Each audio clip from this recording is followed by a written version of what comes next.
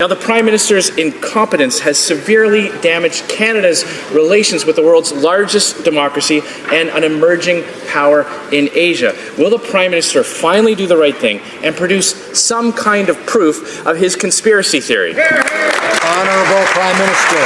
भारत ने कनाडा को मिट्टी में रेत में उनका सिर दे रखा है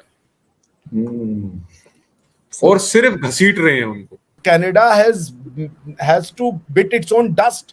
They have been cornered. कोई नहीं खड़ा हो रहा उनके साथ। अमेरिका ने भी साथ दिया भारत का, जापान भी साथ दे रहा है भारत का, बांग्लादेश भी साथ दे रहा है भारत का। तो सरकार ने अब ये प्लान बनाया है कि ओसीआई कार्ड इन सबका जब्त कर लेंगे, इनका एनआरआई स्टेटस, इनका ओसीआई कार्ड।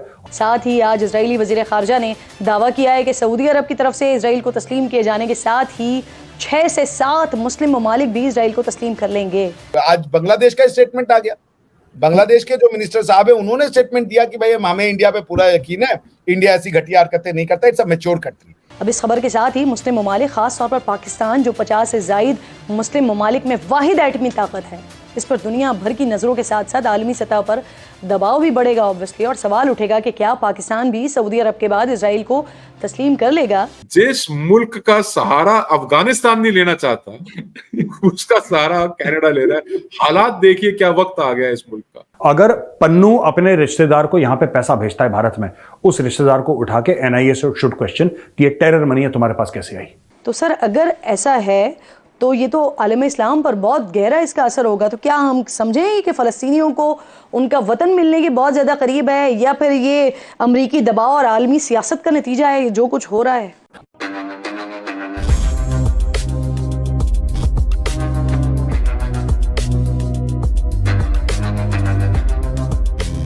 नमस्कार दोस्तों, जब से भारत और कनाडा के बीच में टेंशन शुरू हुए हैं, उसके बाद से भारत लगातार खालिस्तानियों के ऊपर अपना शिकंजा कसता जा रहा है। जहां भारत ने कनाडा के लोगों को भारत में आने से पूरी तरह से बंद कर दिया है, उनके वीज़ा को कैंसिल करके। और अब दोस्तों भारत ने एक और बड़ा कदम उठाया है खालिस्तानियों के खिलाफ, और वो ये है कि इन खालिस्तानियों को ओआईसी कार्ड को कैंसिल करती जा रही है। और ओआईसी कार्ड यानी कि ओवरसीज सिटीजन ऑफ इंडिया। दोस्तों ये कदम से अब खालिस्तानियों के सांस फूलना स्टार्ट हो चुकी है, क्योंकि अब तक खालिस्तानी जब मन चाहे भारत में आकर के भारत के माहौल को ख़राब करने की काम कर रहे थे, लेकिन इस कदम से खालिस्तानियों की एंट्री पूरी तरह से बंद हो चुकी है। और अब दोस्तों कनाडा के प्रधानमंत्री जस्टिन ट्रूडो पर भी भारत पर इल्ज़ाम लगाने का ऊपर दबाव बनाया जा रहा है, जहां कनाडा के ऑपोजिशन पार्टी के लीडर्स ने पार्लियामेंट में आकर के कहा है कि जस्टिन ट्रूडो जिम्मेदार है भारत के साथ कनाडा के रिलेशंस खराब होने के लिए। और अब भारत ऐसा देश है जहां काफ़ी ज़्यादा पोटेंशियल है, और इसके साथ साथ ग्रोथ रेट भी दुनिया की सबसे ज़्यादा ग्रोथ रेट में चल रही है। तो चलिए इसी पर आगे पाकिस्तानी मीडिया का रिएक्शन देखते हैं। Canada has to bit its own dust. They have been cornered. कोई नहीं खड़ा हो रहा उनके साथ। बिल्कुल, और जो बात आप कर रहे हैं ना सर, वो पिक्चर्स हटाने वाली, बिल्कुल आज सोशल मीडिया उससे भरा पड़ा है कि वो पिक्चर्स हटाई जा रही हैं। अगर वो freedom of speech and expression था तो तुम क्यों अब हटा रहे हो उसको? हाँ बिल्कुल, अगर वो freedom of speech and expression था, बिकॉज तुम तो वही डिफेंड कर रहे थे ना। कुछ दिन पहले एक टैब्लो निकाल दिया था, उस टैब्लो में इंदिरा गांधी को मारते हुए तुम उसको ग्लोरीफाई करवा रहे थे। तुमने कहा ये freedom of speech and expression है। या तो तुम तब गलत थे या तो तुम अब गलत हो।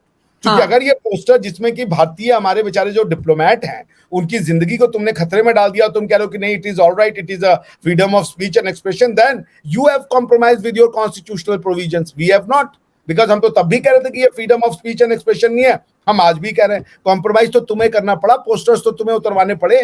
सो Canada has been isolated. Even British Columbia के जो प्रधानमंत्री हैं उन्होंने भी कह दिया कि जो ये ट्रूडो कह रहे हैं उसमें कोई शक नहीं है, कोई आधार नहीं है, क्योंकि इट इज मियर एलिगेशन, कोई क्रेडिबल एविडेंसेस नहीं है। और वो सारे के सारे ओपन सोर्स, गूगल की सोर्स लेकर के यार प्रधानमंत्री बयान दे रहा है, वो भी floor of the parliament. I mean shame on that much. So Trudeau has been isolated, the matter has been already dump. And आज बांग्लादेश का स्टेटमेंट आ गया। बांग्लादेश के जो मिनिस्टर साहब है उन्होंने स्टेटमेंट दिया कि भाई हमें इंडिया पे पूरा यकीन है, इंडिया ऐसी घटिया हरकतें नहीं करता, इट्स अ मैच्योर कंट्री।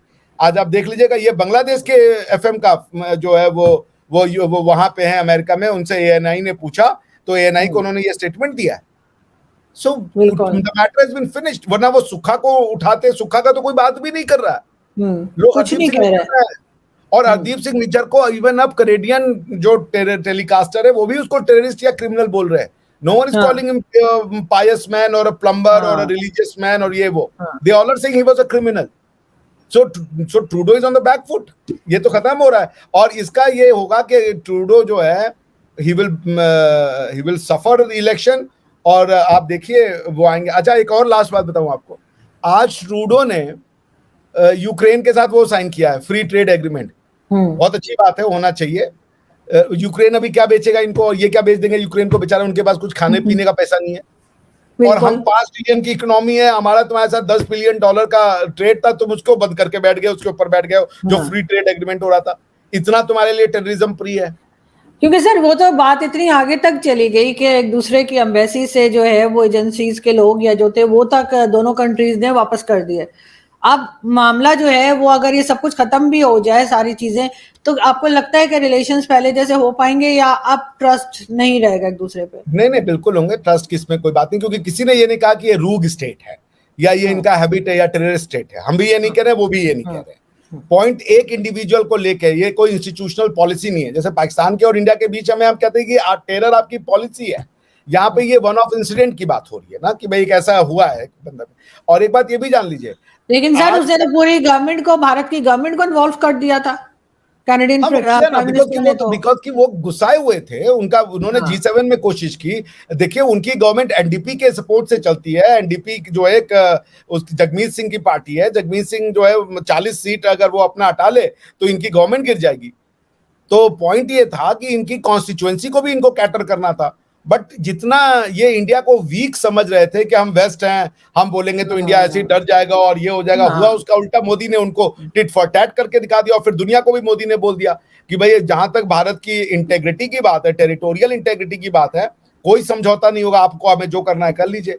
अभी ऑलरेडी वेस्ट जो है वो रशिया और चाइना को झेल नहीं पा रहा। इंडिया को एंटेगोनाइज करना वेस्ट नहीं अफोर्ड कर सकता, वो भी ऐसे फ्रिवलस डबल स्टैंडर्ड के कॉज पे कि भाई ओसामा बिन लादेन टेररिस्ट है, लेकिन हरदीप सिंह निज्जर जो है वो freedom of speech and expression का चैंपियन है। ये तो डबल स्टैंडर्ड है।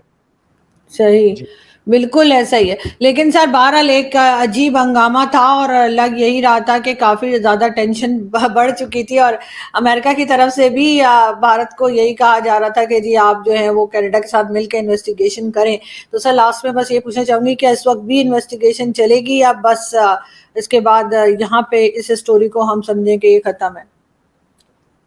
इन्वेस्टिगेशन का जो डिमांड है वही तो पूरा कर रहे हैं। इन्वेस्टिगेशन ये कह रहे थे कि एक ट्रांजैक्शन हुआ। देखिए शुरू से हमारे यहाँ पे ये लेफ्ट की भी एक बहुत बड़ी प्रॉब्लम रही है। एक ट्रांजैक्शन होता है, उस ट्रांजैक्शन का ये कुछ हिस्सा चुन लेते हैं, बाकी के हिस्से को इग्नोर कर देते हैं। गोधरा वाले में भी यही हुआ था। गुजरात में दंगे हुए, ये हाईलाइट हो गया, उस दंगे का कारण क्या था ये हाईलाइट किसी ने बताना ही नहीं उचित समझा। यहाँ पे क्या हुआ है, हरदीप सिंह निज्जर की हत्या हुई है, ठीक, चलो क्वेश्चन नंबर 1, क्यों हुई हत्या, उसका एंटीसीडेंट बैकग्राउंड क्या है, ये तो तुम बता नहीं रहे हो। अब इंडिया ने कहा कि हम इन्वेस्टिगेट करते हैं। India is doing investigation. India कहता है आपको इन्वेस्टिगेशन चाहिए ना। इंडिया ने धड़ाधड़ उसकी फोटोएं रिलीज हो रही हैं। अब वो पाकिस्तान गया था, वो फोटो रिलीज हुई, उसके AK-47 के साथ फोटो रिलीज हुई, वीडियो रिलीज हुई, ये सारा इन्वेस्टिगेशन हो रहा है।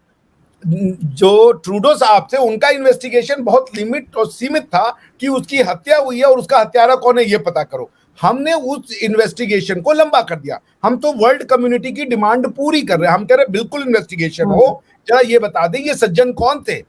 तो जब इन्वेस्टिगेशन शुरू हुई, आज निकल के आया कि हरदीप सिंह निज्जर को अमेरिका ने नो फ्लाई लिस्ट में डाला हुआ था। बिल्कुल था। So we are carrying on investigation, और ये इन्वेस्टिगेशन है जिससे इनके हाथ पांव फूल रहे हैं।